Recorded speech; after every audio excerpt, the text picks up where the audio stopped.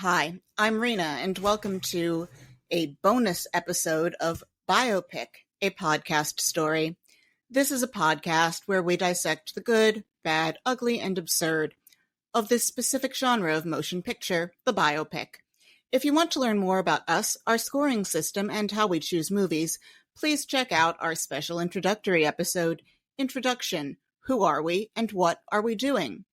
This is not one of our regularly scheduled weekly episodes. It's an extra that we're throwing out there with some bits that we cut from episode 21, Gandhi, and episode 22, The Duchess. This is some of the material that we deemed to be irrelevant host banter, or cut for time, or because it was digressive or repetitive. Some of this will sound without context, like we are having a conversation in non sequiturs. So if this is your first time listening to Biopic, a podcast story, you should probably download one of our regular episodes or our introductory episode to get a better sense of what we're all about. I would especially recommend anything from episode 10 onwards because it took us a while to figure out the sound quality. Enjoy, and thank you for spending some of your time with us. I was thinking about it, and I suppose our segue from Reagan, episode 20, into Gandhi, episode 21, is hagiography, but I think. And gosh, I don't know if I should remind me when we get to this scene at the ashram to talk about how my indignation on behalf of Mrs. Gandhi is my overwhelming emotional response to this movie. I mean, she's the reason there's no fault divorce. Like, she did not sign up for this. And I want to share with you the background of my renting this movie off of Amazon, which, because I was planning to watch it in installments like I did in high school, I was like, oh my God, I'm going to have to buy this movie. Okay. Others, and seriously, white South Africans are way more racist than the British. OMG. Oh my God, they just stopped being outwardly racist like 25 minutes ago. Yeah. So what it comes down to here is that white South Africans make every single Brit look like a freedom rider in Mississippi. Like, speaking of choice dialogue, one of my favorite speeches in all of film is Rutger Hauer's speech in Blade Runner, where toward the end, where he talks about all of the amazing things that he's seen. And he says, and then when I die, all of this will just go blip. I'm paraphrasing. And I saw Blade Runner once about 20 years ago, but that moment stays with me. And it's something that I think of as like a metaphor for the miracle of life and death and the wonder and horror of it all, that we accumulate all these incredible moments in our heads, all the things we see in our accumulated consciousness. And then when we die, it all goes blip.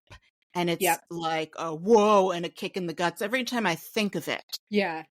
I have been thinking about that every night lately. So I've been thinking about that scene and that speech and what it means so often lately, and it's so sad. And yet here we are talking about Gandhi. And back to Gandhi. It is a holier than thou movie, and it reminds me of why I would rather drop dead this minute than ever have anything to do with any form of spiritual or religious practice. And here's the thing is like, and it is a good reminder of sort of the character that it takes and how it has been sort of co-opted in our world by cis hetero white men who belong to a certain party in this country as a way to try and tell people to stop making them uncomfortable when they're trying to take on a movement. You know, like anytime anyone gets upset about something, we're like, look at Dr. King, he was nonviolent. And it's like, do you know anything about Martin Luther King? Like, do you know anything about him? Like, he did all this stuff. Like, he let people hit him. And that is incredibly, like, that takes way more character than I have. He went to prison a bunch of times. Like, stop co-opting his name as a reason to tell people to be quiet. Same with this, like, where it feels almost like this movie is saying, like, look, we fixed this. And we fixed racism. And this guy did it for us because he was so peaceful. It's super metal to let, like to do this and to tolerate it and to experience it. I was kind of angry at the docile way he was portrayed, because there is like a warrior spirit that goes into embracing this kind of movement and living it. Sorry. I think this is an example of how the Brits fucked up being an empire. If we compare the Brits to the Romans, I want to point out Rome was in Britain for nearly twice as long as the US has been a country. Again, Rome was in Britain for nearly twice as long as the US has been a country. The Romans extended citizenship further and further through the empire.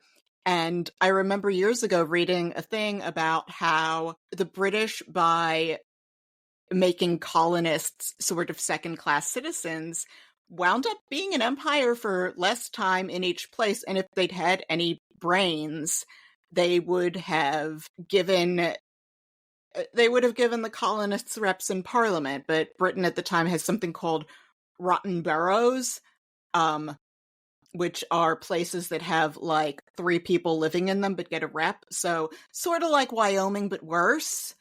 And again, they do the same, like they kept doing this thing, and that's why the British Empire overall lasts less than, why it doesn't have that much lasting power, because they insist on making people living in their extended empire second-class citizens. I mean, everything's going great is the answer. Well, I loathe anti-materialists because I get joy out of procuring and looking at, and I don't need to own it, I love the museum, beautiful things. And when you're saying, oh, things don't make you happy, it's like, don't you feel anything inside? It's like, no, not only have you've just left me with nothing. I don't disagree with some of the fundamentals that he talked about in terms of like, yeah, like I do think that like things don't matter much if you're like deeply like unhappy to begin with. Like it's not gonna fix the stuff that you need to deal with. And I think there's a lot that's admirable about him. There's a lot that's weird about him that they really didn't get into in this movie. If you're just tuning in now and didn't hear the Bessie episode, the Queen Latifah allusions are because Sarah felt she overpraised Queen Latifah in the episode on Bessie, leaving no room for actors like Meryl Streep. So now she refers to that whenever she feels like she's about to overpraise or underpraise an actor. To be fair, Queen Latifah gives a fine performance in that film. I think I just went to 11 in a way that like I'm reminded of like a couple of choice cultural moments around Gandhi, which is the Inside the Actors Studio spoof on SNL where Will Ferrell played James Lipton, and he told Charles Nelson Riley that he was so pure of spirit he made Gandhi look like a pedophile. But it's like I took it like all the way there, where I didn't leave a lot of room for like Sir Ben Kingsley. I can tell you in advance this is going to get a 10 for costuming from me. I know we don't discuss it, but it's sort of something you could have guessed. It's very much arena film, I think. Yeah. Because we know I love a costume drama. There's no scumbags in it, so that's how we know it's not a Sarah movie. Yeah. Yeah, I really like a scumbag. I read Amanda Foreman's book. It must have been over a decade ago, but I'll probably reskim it because there's some fascinating stories in there about 18th century aristocratic gambling addiction, and how one of the politicians, Charles James Fox, who she campaigned for despite being unable to vote herself, was this huge gambling addict who would stay up for days gambling and then drink a pot of coffee, run into Parliament, make a big speech, and then go gamble again. It's one of these things where, like, I guess it's the opposite of Gandhi, where the addictions that eat at people of great aptitude are rather fascinating. And not only that, but the nobility. So if you held title as Lord so-and-so, you couldn't sit in the House of Commons, you sat in the House of Lords. You could be Prime Minister if everybody agreed on you to vote you in as Prime Minister, but your second son could sit in the House of Commons, even if he's a lord, which was the case with Winston Churchill's daddy, Lord Randolph Churchill. Or you could have, like, a cousin or a friend of the family who you made sure went to Parliament. It's cited in the book that, like, the Duke of Devonshire controlled, like, 7 or 10 people could control up to a dozen people in Parliament. So a rotten borough with 3 people in it sent someone to Parliament, while all the people sitting around in London renting, of which London would become the first city to top 1 million in population since ancient Rome around this time, could not. Like, do you see how uneven this is? This is like Wyoming. I was about to say, this is like Wyoming to the infinite. Yeah, I was like, this is, so like South Dakota might qualify as a rotten borough.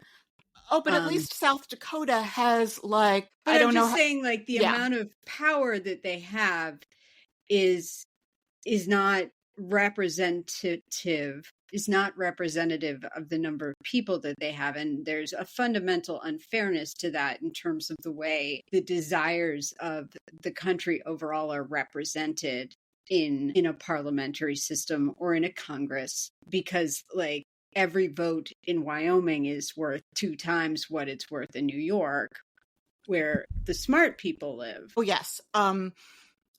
So it takes a while to implement, and extending universal manhood suffrage past property owners, because there's that scene where Fox says moderately free, as in, we're not talking about letting every man vote. And let me look up when Vindication of the Rights of Women is written. I mean, at least they got rid of it, because we are still clinging to that stuff because of people like Ted Cruz and, like, just all of, like, you know, like, just monstrous people who have undue influence in our country because they come from, like, these weird little places that have outsized amounts of power, because we are also a fundamentally unfair country in the same way, where, I mean, we haven't quite gone down the road of landowners, but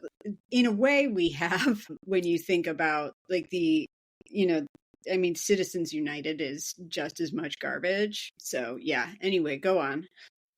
In this case, we are talking about a bunch of raging gambling addicts. And yes, one of my problems with this film is that it didn't show that, and it's so fascinating. This is not my jam. The gambling addiction. The 4 addictions I absolutely do not get are gambling, cutting porn, and making yourself puke. I understand that there's some kind of adrenaline charge to gambling, but the idea of risking just losing money makes me sick and nervous. If I'm going to run through money while attempting to quiet the shrieking abyss within, I'd rather just shop for status symbols of a status that I do not in fact possess. At least then I have something to show for it. Nonetheless, we are talking about gambling addicts. And a word on the costumes, which are amazing. Yes. And I checked one of my go-to frock flicks, one of my frock flick go-tos, recycledmoviecostumes.com.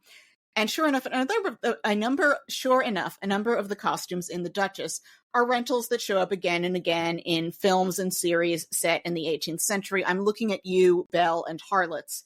But many costumes created specifically for The Duchess have since appeared in other films. Yeah. Well, I mean, I'm sure they'd think, and I've had this thought too, gosh, it's so much easier to just put on a corset to keep your waist tiny than all of what we do, getting all sweaty and disgusting at the gym. Yes, but also like I don't know if you've ever had the delight of wearing a corset socks. It's very uncomfortable. You're just not used to it, Sarah. Your rib cage hasn't been destroyed enough. You're correct. You're correct. But also just like it's a very disorienting feeling to be in a corset, because it's I'm not a fan. I'm not saying we shouldn't go back to it in some ways. Like I like the formality. I know you are a huge fan of dressing formally. I think that, you know, that they serve a purpose. But also like they're very uncomfortable, and because like all of this has to go places, it doesn't just confine, like it also like has to like go places. It's very uncomfortable, but it looks amazing, and it looks amazing in this movie. Yeah, we're about to have the same thing I cut where I defend corsets despite having. I think I wore one once. I tried one on in the dressing room at Patricia Fields, and I remember this because I heard the entirety of the Purple Rain soundtrack while getting the thing on and off. And I think I didn't get it because I was disappointed that I couldn't get my waist tiny enough in it, and I'd hoped that, No, I mean, I'm not saying like that. I'm not saying that they're bad or good in except expressing the concern that they are incredibly uncomfortable to wear. What I was saying is, I'm sure there's stuff that we do that they think how dreadful that is. We have XYZ that makes far more sense.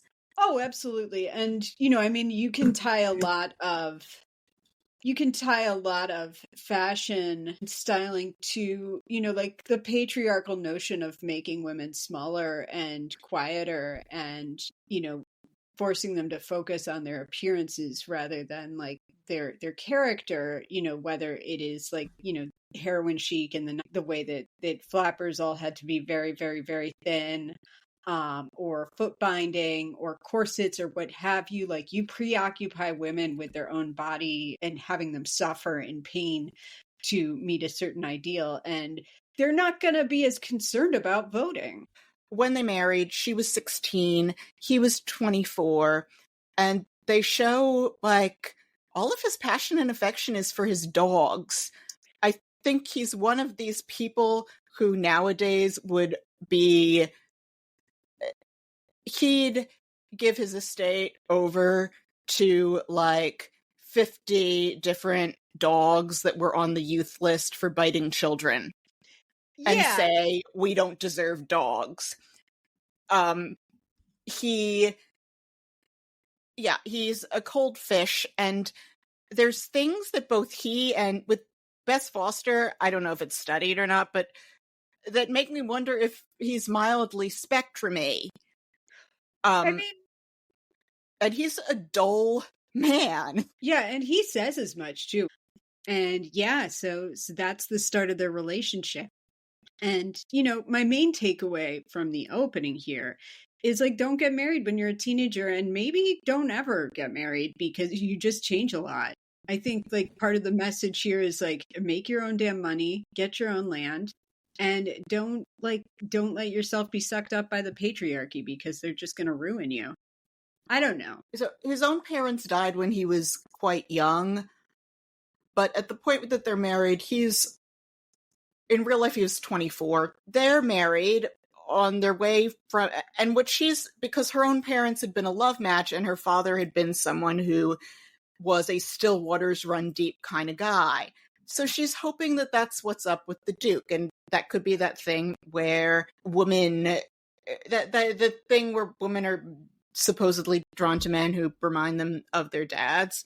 But she has a girl, and it's the 1780s, so at least another 300 years before a daughter is universally as valued as a son and has the exact same chances. Where is this magical land where this is happening? I said 300 and not 200 a reason, Sarah. Oh, okay. I was like, are you talking about about now, because it's still not to be. There is absolutely no time in history where it's been awesome to be female. 1780 plus 300 is 2080. We won't see it. So yeah, like when people are unearthing this podcast from underneath the rubble of history and women finally have power, yes, 300 years later, everything is awesome. He needed a young, pretty, well-tempered virgin and a woman worldly enough to say, okay, this is the deal, like he seems to expect. Problem is, she wouldn't be... Yeah, she wasn't willing to just play the role.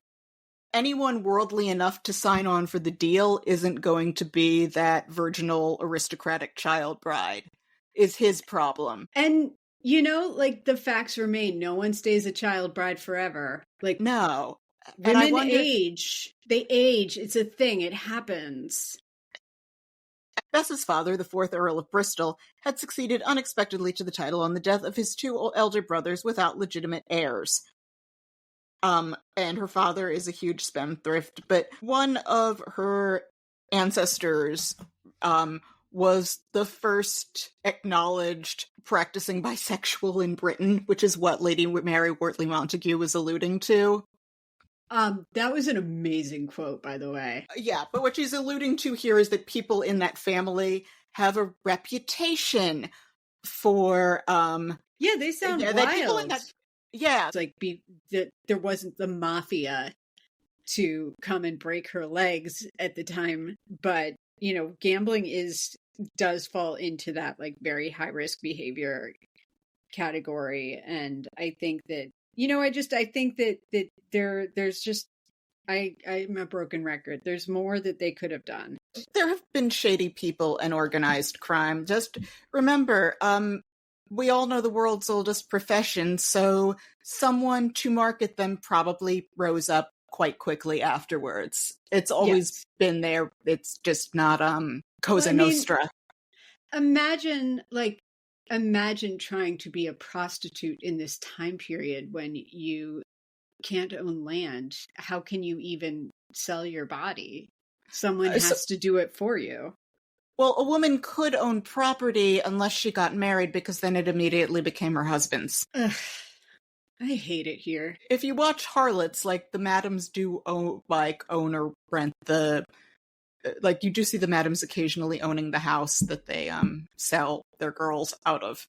I have not watched Harlots. I have to watch that at some point. You will see some of the costumes from this again.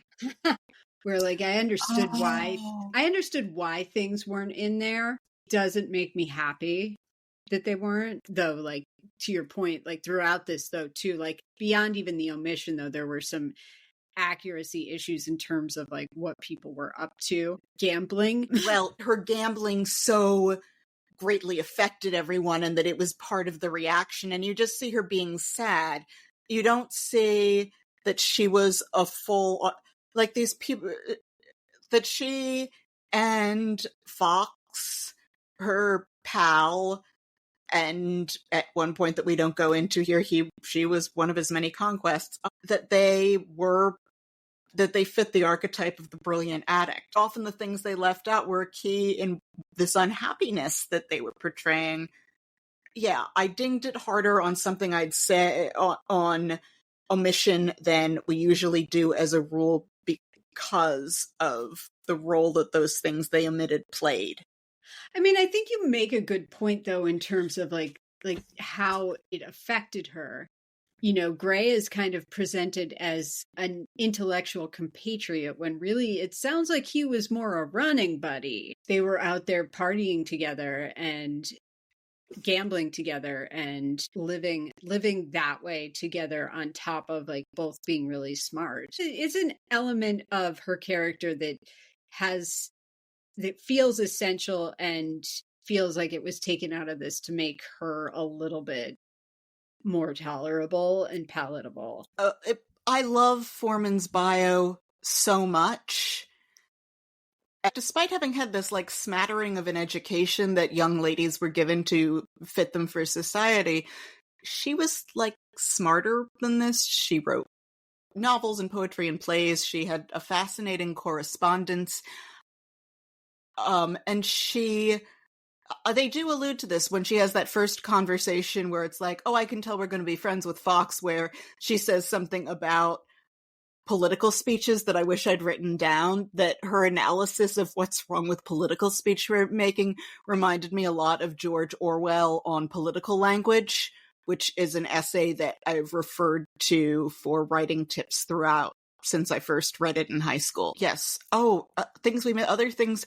The Whigs were for equal rights for Catholics. And something we didn't see is there were anti-Catholic riots where the Duke and his buddies all had to, like, get troops together to, like, fight these anti-Catholic rioters. I mean, is it wrong for me to say, as someone who was raised Catholic, that maybe, I don't know. I don't even know where I'm going with that. For separation of church and state and not persecuting. I'm very pro separation of church and state, and I get why people are weirded out by the Catholics. But just as an example of how crazy this was, this riot invades Parliament. By an unlucky chance, while the Lords were debating the Duke of Richmond's proposals, Lord George Gordon, a mentally unbalanced Protestant fanatic, chose to march on Parliament at the head of a large mob. He carried with him a petition from the Protestant Association, a sectarian body opposed to giving legal rights to Catholics. This mob, intoxicated by drink and whipped up by a crazed demagogue, was more dangerous than the usual overexcited rabble. The crowd blocked all the entrances to Parliament, while Lord George Gordon stormed into the Commons. The MPs fell silent at his entrance and sat spellbound as he harangued them on the evils of popery. He then rushed to do the same in the Lords. In between speeches, he ran to a window to shout to the crowd outside, fearing for their lives. MPs made a dash for the stairs, and as they tried to leave the House, they were punched and kicked by the marchers. The Lords followed suit, ignominiously leaving the older peers, such as the 80-year-old Lord Mansfield, to fend for themselves. The Duke of Devonshire's carriage was stopped by the mob until he agreed to shout, "No popery." By nightfall, the protest had turned into a riot. Thieves and looters joined in as bands of club-wielding rioters burned down foreign chapels and attacked the shops and houses of known Catholics. At first, Georgiana did not realize the danger facing the capital. But by the next day, June 6th, the mob was on the point of taking over the city. Ministers and opposition alike hurriedly sent their wives and children out of town and prepared to mount a defense on the streets. But the magistrates were nowhere to be seen, and following a misunderstanding over which authority had the power to mandate the use of firearms against civilians, there were no troops in place. The rioting continued unchecked. The mob sacked Newgate Prison and burned down the King's Bench, that's a court. They exploded the distilleries at Holborn so that the streets were flooded with spirits, and the water supply to Lincoln's Inn Fields became alcoholic. Lord John Cavendish condemned the Lord Mayor's cowardice in standing by while London burned to the ground. He had good reason. The mob had targeted the houses of prominent Whigs because of the party's support for religious toleration. Edmund Burke's house was surrounded, but he managed to fend them off. Sir George Savile was less fortunate and narrowly escaped being burned to death. Poor Lord Mansfield watched as rioters looted his house and destroyed his celebrated library. The Whig grandees mounted a round-the-clock defense of their houses. Georgiana wrote on June 7th, forgetting her birthday in the midst of the chaos. I want that. I mean, that is fascinating. The Brits rode the Catholics hard. I think they may continue to, but like even in Northern Ireland, they were able to maintain that, like, the housing property voting rules where you got one vote per owner. Or per household, and it made, it made it so that, like, it was electoral college-esque stuff. So because of household sizes and representation. So there you go. Did you know that 458 Londoners were killed or seriously wounded in anti-Catholic riots in the 1770s? Because I didn't, and this movie doesn't either. I didn't. And I don't want to watch Catholics get murdered. I want to be clear about that. But it is an interesting, like, crazy bananas thing that was going on that we didn't see. Yeah, or gosh, things in this like soapy thing. I'm sorry, I know it's late. Sheridan was, or our friend Richard Brinsley Sheridan, yes, an incorrigible drinker, womanizer, and plotter. He embodied the best and worst of the circle. He was brilliant yet lazy, kind-hearted and yet remiss over honoring his debts to the point of dishonesty. Sheridan disliked paying his creditors on the grounds that paying only encourages them. He once shook his head at the sight of a friend settling his account, saying, "What a waste." I mean, yeah, These if people you are crazy, irresponsible, but totally like charming rogues and gorgeously dressed. pay your debts, all it's going to do is make people continue to think that you'll pay your debts. I get it. Yeah. Yikes, God, I'm going to cut so much, but I bet we get this down to 50 minutes of actual content. Oh, for sure. For sure. But I love chattering with you. Like I know, me too. We used to only hang out every 3 months and say we need to do this more, and that was like 18 years of our friendship. Yeah, not anymore. Nope. Now we spend hours together virtually every week. Yes, and next we have to watch Pride of the Yankees. I'm going to cry, and that one is... I bet that one gets a 9. That is going to... yes, that is going to make me cry. Stupid baseball makes me stupid, like, sentimental. I hate sports. And yet, you know, like I was watching because the late, great James Earl Jones passed last week. And I found that so devastating. And I think it's like, it's a war crime that he didn't win an Academy Award for Field of Dreams, for his performance in that. Sarah, look up what beat James Earl Jones. What won that year? That was what? He would have been Best Supporting. Yes, for sure. So Field of Dreams is 89. So this would be 1990 Academy Awards. Speaking of which, next week will be our first appearance from Walter Brennan. The OG character actor had a 60-year career and still the only man to win Best Supporting Actor 3 times. Okay, so Best Supporting Actor. Denzel Washington won for Glory. Okay, that's fair. That's fair. Other nominees, here's where there's a couple in here that are just dogs. Danny Aiello from Do the Right Thing. I will accept that. Agreed. Although, like, I'm also kind of like literally any black actor from that movie. No? Okay. But then we get into like darkness here. Dan Aykroyd for Driving Miss Daisy.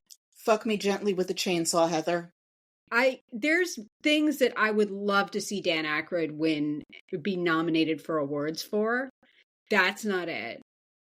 Marlon Brando in A Dry White Season. Like, this was like the era of Marlon Brando showing up and trolling people because he decided he hated acting and everything associated with it at some point and just showed up to make fun of it. Like, that movie, like, he's barely in it and it's not a good performance.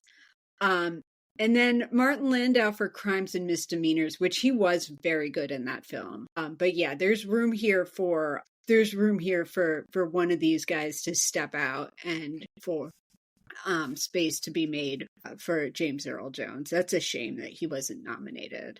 Again, going back to what we said last week in Gandhi about awards bait. Yeah, about how the films we genuinely love and remember don't get nominated, and the people who deserved it for that will get nominated for something later on that has more prestige points that nobody cared about. I still cannot believe the amazing circularity of Spike Lee making Do the Right Thing and Driving Miss Daisy sweeping the awards, and then making Black Klansman and Green Book sweeping the awards. Nothing fucking changes, dude. Like, that, it's so insane to me because, like, I don't know if you've seen Black Klansman. I have. It's amazing. Spike Lee is not always on, but he is always provocative. And that was a movie that I felt like was his Goodfellas, where he was combining so many elements of things that shouldn't work, but they did work. But Klansman is fantastic. I mean, Harry Belafonte in that movie, Jesus. I'm actually happy that this didn't make Second Opinion, because I love this story that I read in Foreman's biography so much that I don't want to hear people denigrating the subject matter and saying, why should we care about this lady? So I'm happy that it came up short.